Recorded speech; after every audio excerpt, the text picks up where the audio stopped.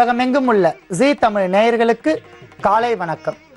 அன்பான நேயர்களே, இன்று நாம் பார்க்க போகும் மருத்துவம் வயிறு சம்பந்தப்பட்ட எல்லா வகையான நோய்களுக்கும் ஒரு அற்புதமான மருத்துவத்தை நாம் பார்க்க போகிறோம்.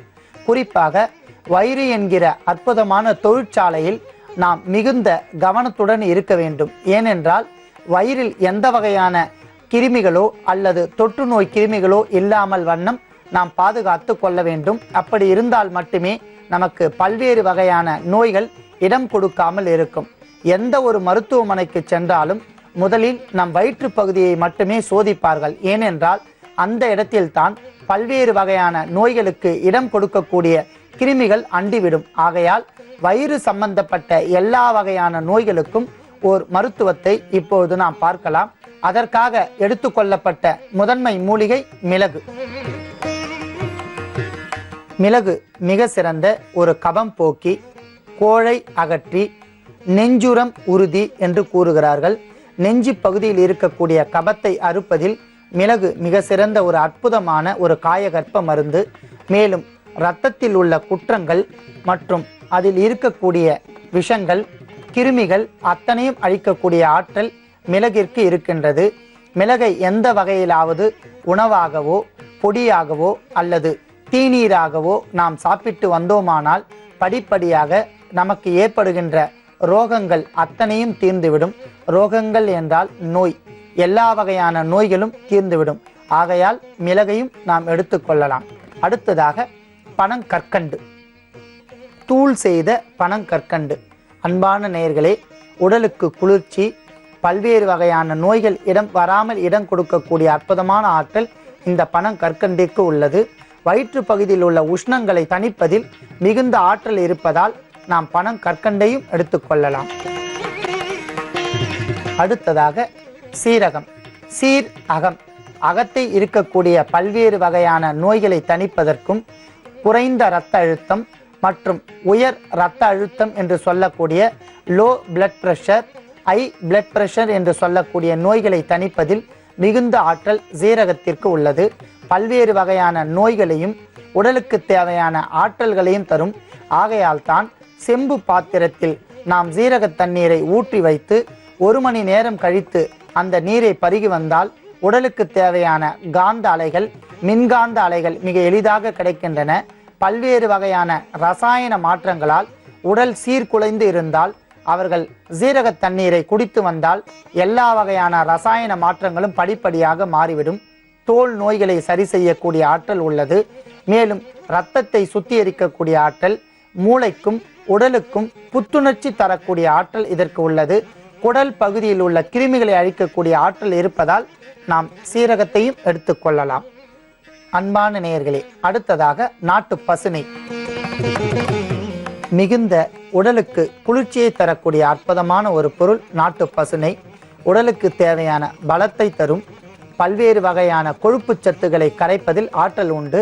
எப்பொழுதுமே நாம் நாட்டு பசுநெய்யை உருக்கியே சாப்பிட வேண்டும். ஏனென்றால் நெய்யிற்கு கொழுப்பு சத்து இருப்பதால் உருக்கி சாப்பிட்டால் அதில் உள்ள கொழுப்பு சத்துக்கள் பூரணமாக நீங்கிவிடும். உடலுக்கு தேவையான அழகு மற்றும் வன்மையை தரக்கூடிய ஆற்றல் நாட்டு பசுநெய்யிற்கு உள்ளது. உடலுக்கு குளிர்ச்சியை தரக்கூடிய ஆற்றல் இருப்பதாலும் இதை நாம் எடுத்துக்கொள்ளலாம். அடுத்ததாக ஓமம்.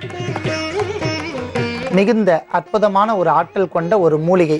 இந்த மூலிகையை கொண்டு நாம் தீநீர் தயாரித்து குடித்து வந்தால் உடலுக்கு தேவையான சோம்பல் சத்து நீங்கி சுறுசுறுப்பாக இருப்பார்கள். வயிற்று பகுதியில் உள்ள உபாதைகள் அத்தனையும் நீங்கிவிடும். வயிற்றில் உள்ள குற்றங்கள் பூரணமாக நீக்கக்கூடிய ஆற்றல் ஓமத்திற்கு உள்ளது. ஓமத்தை கொண்டு தீநீர் தயாரிக்கலாம். ஓமத்தை கொண்டு தைலம் தயாரித்து தடவி வரலாம். அந்த அளவிற்கு இதற்கு ஒரு ஆற்றல் இருப்பதால் ஓமத்தையும் நாம் எடுத்துக்கொள்ளலாம். அடுத்ததாக வெந்தயம். மிகுந்த குளிர்ச்சியான ஒரு பொருள் வெந்தயம். ஆண்களுக்கும் பெண்களுக்கும் சிறு குழந்தைகளுக்கும் திடீரென்று தேவையில்லாமல் வயிற்று வலி வந்து விட்டால் நாம் 5 கிராம் அளவிற்கு வெந்தயத்தை வாயிலிட்டு மென்று சிறிது நீர் அருந்தினால் உடனடியாக அவர்களுக்கு வரக்கூடிய வயிற்று வலி பூரணமாக நீங்கிவிடும். உடலுக்கு குளிர்ச்சியை தரும். வயிற்று உபாதைகள் அத்தனையும் நீங்கிவிடும். கண்களுக்கும் உடலுக்கும் குளிர்ச்சியை தரக்கூடிய வெந்தயத்தையும் நாம் எடுத்துக்கொள்ளலாம். அடுத்ததாக இஞ்சி. அல்லம் என்று அழைக்கக்கூடிய இஞ்சி, ஜெஞ்சர் என்பார்கள். எப்பொழுதுமே இஞ்சியை நாம் மேல் தோல் நீக்கிவிட்டுத்தான் பயன்படுத்த வேண்டும். சற்று விஷத்தன்மை இருப்பதால் மேல் தோல் நீக்கிய இஞ்சிற்கு மிக சிறந்த செரிமானத்தன்மையுடைய ஒரு அற்புதமான ஒரு பொருள். ஜீரண சக்தியை அதிகரிக்கக்கூடிய ஆற்றல் இஞ்சிற்கு உள்ளது. மேலும் வயிற்று பகுதியில் வரக்கூடிய குற்றங்கள் அனைத்தையும் நீக்கிவிடும். வயிற்று பகுதியில் இருக்கக்கூடிய உப்பசங்கள் என்பார்கள், பெருவயிறு என்பார்கள், அந்த உப்பசங்களை தீர்க்கக்கூடிய அற்புதமான ஆற்றல் இஞ்சிற்கு உள்ளது. இஞ்சி சாறை நாம் எலுமிச்சை சாரோடு சேர்த்து அருந்தி வந்தோமானால் நெஞ்சு எரிச்சல், மார்பு கோழை, வயிற்று பகுதியில் உள்ள குற்றங்கள் அத்தனையும் நீங்கிவிடும். விஷங்கள் ஏதேனும் இருந்தாலும் அந்த விஷத்தை முறியடிக்கக்கூடிய அற்புதமான ஆற்றல் இஞ்சி சாருக்கு இருப்பதால் இஞ்சியும் நாம் எடுத்துக்கொள்ளலாம். அடுத்ததாக தோல் உரித்த வெள்ளை பூண்டு பற்கள், கேர்லிக் என்று அழைக்கக்கூடிய அற்புதமான ஒரு பொருள். பல்வேறு வகையான ரசாயன மாற்றங்களால் நமது உடலில் தோலில் கொப்பளங்கள் மற்றும் சிரங்குகள் வந்தால் இந்த வெள்ளை பூண்டை பசும்பாலில் அவித்து சாப்பிட்டு வந்தால் அந்த குற்றங்கள் எல்லாம் நீங்கிவிடும். குடலுக்கு அழற்சியை இல்லாமல் பாதுகாக்கும், நெஞ்சு எரிச்சலை தணிக்கும், புற்றுநோய் வராமல் பாதுகாக்கக்கூடிய அற்புதமான ஒரு ஆற்றல் பூண்டிற்கு இருப்பதால் பூண்டையும் நாம் எடுத்துக்கொள்ளலாம். அத்தனை பொருட்களையும் கொண்டு அனைத்து வகையான வயிறு உபாதைகளுக்கும் ஒரு மருந்தை நாம் தயார் செய்ய போகின்றோம். அதற்காக முதலில் நாம் சீரகத்தை பொன் வறுவலாக வறுக்க வேண்டும். 2 தேக்கரண்டி சீரகம் போதுமானது. அளவிற்கு அதிகமாக சீரகத்தையும் மற்ற பொருட்களையும் நாம் வறுக்கக்கூடாது. இளம் வறுவலாக வறுத்து கொண்டால் போதுமானது.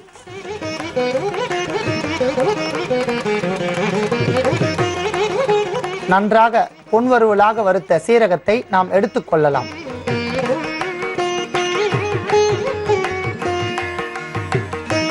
அடுத்ததாக ஒரு தேக்கரண்டி அளவிற்கு மிளகை நாம் வறுத்து கொள்ளலாம்.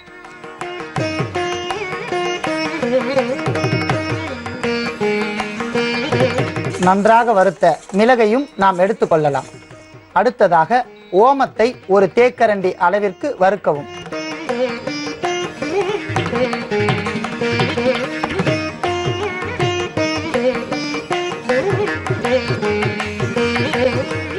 நன்றாக வறுத்த ஓமத்தை நாம் எடுத்துக்கொள்ளலாம்.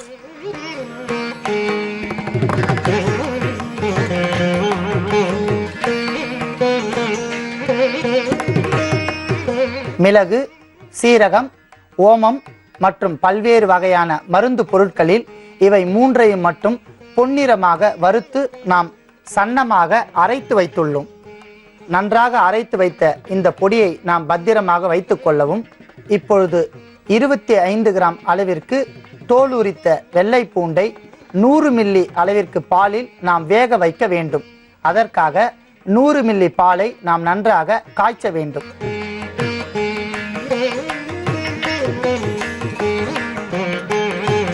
நன்றாக சூடாகி கொண்டிருக்கின்ற பாலில் நாம் தோல் உரித்த வெள்ளை பூண்டை முழுவதுமாக இட்டு வேக வைக்க வேண்டும்.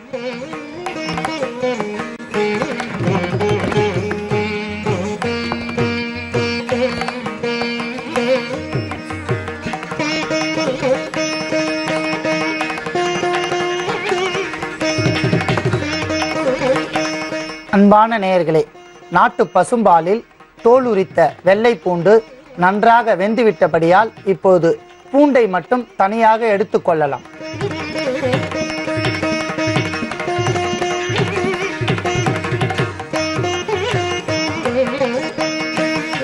நன்றாக வெந்த அந்த பூண்டை நாம் தனியாக எடுத்துக்கொள்ளவும். மேலும் பாலையும் தனியாக நாம் எடுத்து வைத்துக் கொள்ளவும்.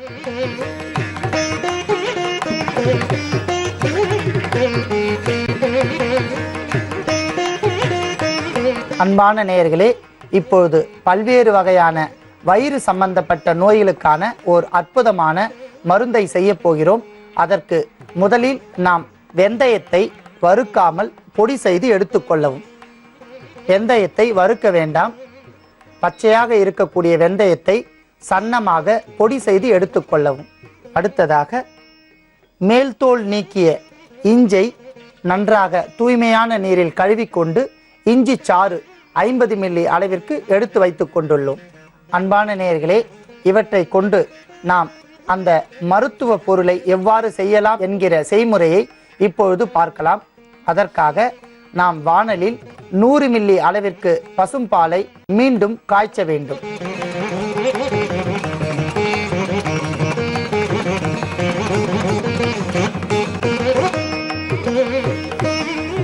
அன்பான நேயர்களே, நன்றாக கொதித்து கொண்டிருக்கின்ற நாட்டு பசும்பாலில் 100 கிராம் அளவிற்கு பனங்கற்கண்டு தூளை சிறிது சிறிதாக சேர்த்து கிளறிக்கொண்டே இருக்க வேண்டும்.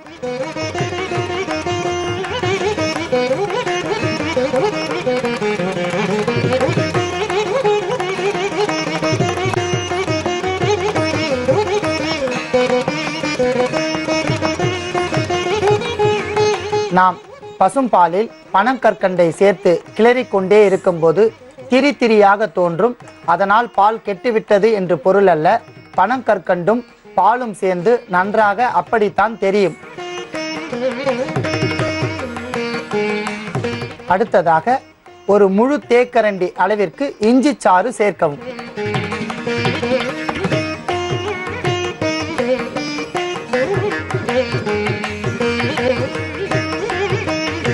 அடுத்ததாக பாலில் வேக வைத்து நன்றாக அவித்து அரைத்து எடுத்த தோலுரித்த வெள்ளை பூண்டு விழுதை சேர்க்கவும்.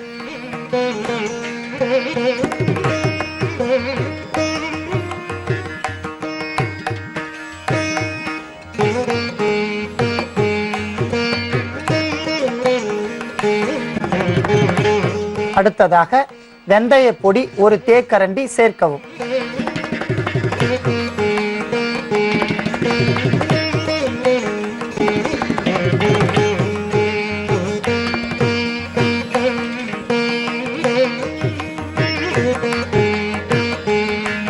அடுத்ததாக அரைத்து வைத்துள்ள அந்த சூரணத்தை நாம் 2 முழு தேக்கரண்டி அளவிற்கு சேர்க்கவும்.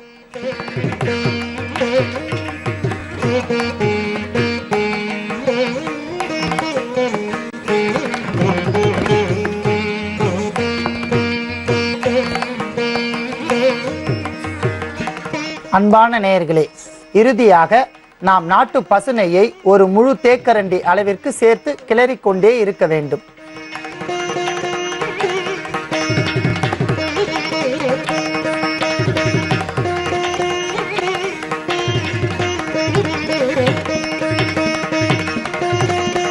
இந்த அத்தனை பொருட்களும் சேர்ந்து வயிறு நோய் சம்பந்தப்பட்ட அற்புதமான பூண்டு லேகியம் இப்போது இலகிய பதத்தில் வந்துள்ளது.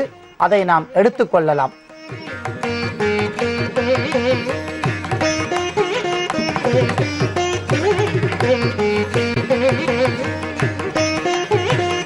அன்பான நேயர்களே, வயிறு சம்பந்தப்பட்ட அத்தனை உபாதைகளும் இருப்பவர்கள் கண்டிப்பாக இந்த லேகியத்தை செய்து வைத்துக்கொண்டு காலை மாலை இருவேளையும் உணவு சாப்பிட்ட பிறகு 7 கிராம் அளவிற்கு மட்டுமே எடுக்க வேண்டும். கண்டிப்பாக அளவு முறையை மாற்ற வேண்டாம். ஏனென்றால் அதீத வீரியம் கொண்ட இந்த லேகியத்தை அளவிற்கு குறைவாகவும் எடுக்க வேண்டாம், அளவிற்கு அதிகமாகவும் எடுக்க வேண்டாம். ஒரு பெரிய நெல்லிக்காய் அளவு அல்லது 7 கிராம் அளவு, 7 கிராம் அளவிற்கு இந்த லேகியத்தில் இருந்து காலை மாலை உணவு சாப்பிட்ட பிறகு தினந்தோறும் 7 நாட்கள் உட்கொண்டு வந்தால் எப்படியாகப்பட்ட வயிற்று வலி இருந்தாலும் பூரணமாக நீங்கிவிடும்.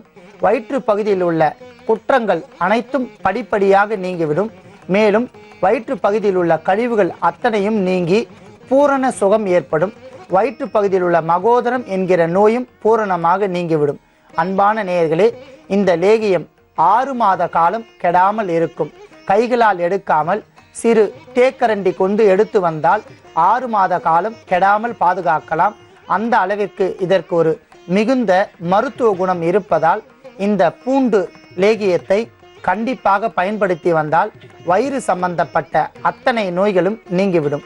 அன்பான நேயர்களே, மிக எளிதாக கிடைக்கின்ற பொருட்களை கொண்டு இந்த லேகியத்தை நீங்களும் தயாரிக்கலாம். இதனுடைய மருத்துவ குணங்களை பிறருக்கும் கூறி அவர்களும் தயாரித்து செய்து கொள்ளலாம். இப்பொழுது நாம் பார்க்க போகும் மிக அற்புதமான ஒரு மருத்துவம், சிறியவர்கள் முதல் பெரியவர்கள் வரை உள்ள சிறு வேனில் கட்டிகளுக்கான ஒரு அற்புதமான மருத்துவத்தை நாம் பார்க்க போகிறோம். சிறு குழந்தைகள் அடிக்கடி விளையாட சென்று வருவார்கள். அந்த ஆர்வத்தில் அவர்கள் தண்ணீர் நிறைய குடிக்க மாட்டார்கள். அவ்வாறு தண்ணீர் குடிக்காமல் விளையாடி கொண்டிருந்தால் அவர்களுடைய வேர்வை சுரப்பிகள் மூலமாக நீர்ச்சத்து வெளியேறிவிடும். நீர்ச்சத்து வெளியேறியவுடன் உடல் உஷ்ணம் அடைந்துவிடும். அந்த உடல் உஷ்ணமடைந்தால் ஒரு சிலருக்கு உடல் பாகத்தில் கொப்பளங்கள் தோன்றிவிடும். எல்லா பகுதிகளிலும் விரல் இடுக்குகள் மற்றும் தோல் புறங்கள், முதுகு தண்டுவடம் போன்ற இடங்களில் கொப்பளங்களும், சிறு குழந்தைகள் என்பதால் தலைப்பகுதிகளில் சிறு சிறு கட்டிகள் தோன்றும். அதை சித்தர்கள் வேனில் கட்டி என்று கூறுகிறார்கள். மேலும் பெரியவர்கள் ஒரே இடத்தில் சதாகாலம் உட்கார்ந்த நிலையில் வேலை செய்து கொண்டிருந்தால் அவர்கள் சிறுநீர் கழிக்க மாட்டார்கள். அவர்களுக்கு அந்த காலதாமதமாக சிறுநீர் கழிப்பதால் உடலில் வெப்பங்கள் அதிகரித்து அவர்கள் உடம்பிலும் கட்டிகள் தோன்றும், சிறு சிறு கட்டிகள். இந்த கட்டிகளால் நமக்கு மிகுந்த தொந்தரவுகள் ஏற்படும். இந்த நோயிலிருந்து எவ்வாறு நம்மளை மீட்டு கொள்ளலாம் என்பதற்கான ஒரு அற்புதமான தைலத்தை இப்போது நாம் பார்க்கலாம். அதற்காக நாம் எடுத்துக்கொள்ளப்பட்ட மூலிகை வெங்காயம், சிறு வெங்காயம். அன்பான நேயர்களே, மிக அற்புதமான மருத்துவ குணம் வாய்ந்த வெங்காயம் சிறு வெங்காயம். இதை சம்பா வெங்காயம் என்பார்கள். நரி வெங்காயம், காட்டு வெங்காயம், வெள்ளை வெங்காயம், நம் சாதாரணமாக சமையலுக்கு பயன்படுத்தக்கூடிய வெங்காயம் மற்றும் சிறு வெங்காயம். சிறு வெங்காயத்தில் பல்வேறு வகையான தோல் நோய்கள் மற்றும் உடல் உஷ்ணத்தை தணிப்பதற்கான கிருமி நாசினியாக செயல்படக்கூடியது சிறு வெங்காயம். அடுத்ததான மூலிகை கருவேப்பிலை. கருவை காப்பதனால் கருவேப்பிலை பல்வேறு வகையான தோல் நோய்கள் மற்றும் மண்டை பிடிப்பு என்று சொல்வார்கள். மண்டையில் அதிகமாக ஒரு வெப்பங்களோ அல்லது உஷ்ணங்கள் இருந்தால் இந்த கருவேப்பிலையை நாம் தைலமாக காய்ச்சி உபயோகித்து வரலாம். மேலும் பெண்களுக்கு கர்ப்பப்பையில் உள்ள குற்றங்கள் அனைத்தும் நீங்கிவிடும். கருவேப்பிலையை நாம் சாப்பிட்டு வந்தோமானால் கண்களுக்கு நல்ல ஒளி பார்வை கிடைக்கும். கண் கூச்சம் இருக்காமல் வரும். அந்த அளவிற்கு கருவேப்பிலைக்கு மிகுந்த மருத்துவ குணம் இருப்பதால் அதையும் நாம் எடுத்துக்கொள்ளலாம். அடுத்ததாக ஜீரகம். எல்லா வகையிலும் ஜீரகம் மிக சிறந்த ஒரு நன்மை பயக்கக்கூடிய ஒரு மூலிகை பொருள். உடலுக்கு தேவையான வெப்பத்தை தணித்து உடல் ஆரோக்கியத்தை மேம்படுத்தக்கூடிய அற்புதமான ஒரு பொருள். மேலும் மண்டையில் இருக்கக்கூடிய எல்லா வகையான நரம்புகளுக்கும் ஒரு அதீத பலம் தரக்கூடிய அற்புதமான ஒரு பொருள் ஜீரகம். ஜீரகத்தையும் நாம் எடுத்துக்கொள்ளலாம். அடுத்ததாக தேங்காய் எண்ணெய். தென்னலோக புஷ்பம் என்று அழைக்கக்கூடிய பூலோக விருட்சம் என்று கூறுவார்கள்.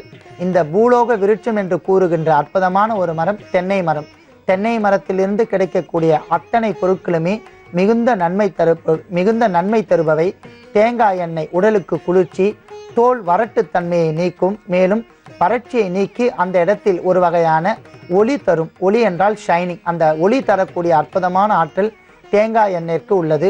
கேசத்தை நீண்டதாக வளரச் செய்யக்கூடிய ஆற்றல் தேங்காய் எண்ணெய்க்கு உள்ளது. மேலும் புழுவெட்டு என்பார்கள். ஒரு சிலருக்கு தலைப்பகுதியில் முடி கொட்டி கொண்டே இருக்கும், அவர்களுக்கு புழுவெட்டு இருக்கும். அந்த கிருமிகளை அழிக்கக்கூடிய ஆற்றல் இந்த தேங்காய் எண்ணெய்க்கு உள்ளது. தேங்காயை நாம் அப்படியே சாப்பிட்டால் நமக்கு தேவையான நார்ச்சத்து கிடைக்கும். தேங்காயை துருவி பால் எடுத்து குடித்து வந்தோமானால் வயிற்று புண்களை ஆற்றக்கூடிய அற்புதமான ஒரு பொருள் இந்த தேங்காய் பால். ஆகையால் தென்னை மரத்திலிருந்து கிடைக்கக்கூடிய அற்புதமான இந்த பொருள் தேங்காய் எண்ணெயும் நாம் எடுத்துக்கொள்ளலாம். அன்பான நேயர்களே, சிறு குழந்தைகள் முதல் பெரியவர்கள் வரை வரக்கூடிய அந்த வேனில் கட்டிகள் மற்றும் சிறு சிறு அக்கி என்று சொல்வார்கள், அந்த கொப்பளங்கள் எல்லாம் இந்த தைலத்தால் பூரணமாக நீங்கிவிடும். இந்த தைலத்தை எவ்வாறு செய்யலாம் என்கிற செய்முறையை இப்போது பார்க்கலாம். அதற்காக 100 மில்லி அளவிற்கு தேங்காய் எண்ணெயை நன்றாக காய்ச்ச வேண்டும்.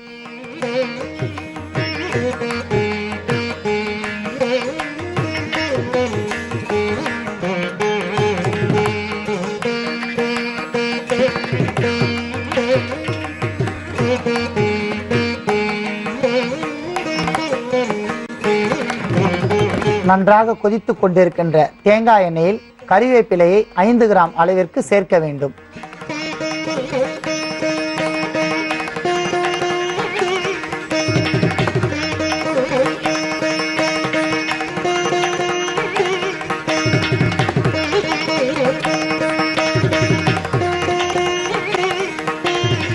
அடுத்ததாக தோலுரித்த சிறு வெங்காயத்தை எண்ணிக்கையில் 5 சேர்க்கலாம்.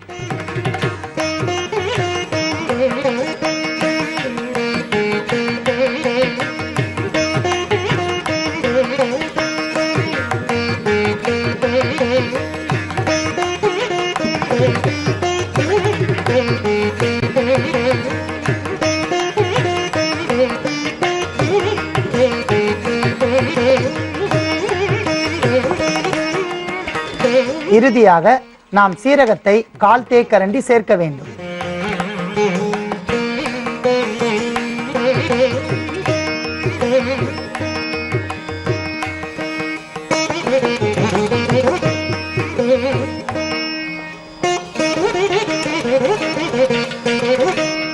அன்பான நேயர்களே, சிறு வெங்காயம், கறிவேப்பிலை இவை இரண்டும் பொன்னிறமாக வறுத்துவிட்டது. இறுதியாக நாம் போட்ட அந்த சீரகமும் பொரிந்து விட்டபடியால் இப்பொழுது அந்த தைலத்தை நாம் வடிகட்டி எடுத்துக்கொள்ளலாம்.